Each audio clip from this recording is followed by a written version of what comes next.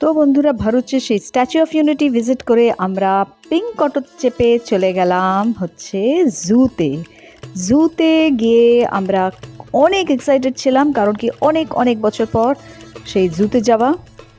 সেই কলকাতার ছোটোবেলায় যেতাম শীতকালে, মনে আছে। আর এই হেলতে দুলতে দেখতে দেখতে প্রথমেই যেটা দেখতে পেলাম সেটা হচ্ছে বাঘ। দেখতে পাচ্ছ, আমি তো সব কটাকে বাঘই বলি, চিতা বলো, লেপার্ড বলো। বাঘ মামার সঙ্গে অনেক দিন পর দেখা হয়, খুব ভালো লাগলো। তো কেমন আছেন বাঘ মামা জিজ্ঞেসও করলাম, উত্তর দিল না, মুখ ঘুরিয়ে চলে গেল। আর এই হচ্ছে আরেকজন পেছনে লুকিয়ে রয়েছে, কোথায় ঢুকে ঢুকে আমি ভিডিও করছিলাম। সব একোনায় ওকোনায় বসে আছে, কেন বসবে না? তখন তো তাদের ভাত ঘুমের সময়, আমরা গিয়ে ডিস্টার্ব করলে হবে? তো তারা কেন আমাদেরকে ভাও দেবে বলুন তো? ঠিকই তো বলেছি।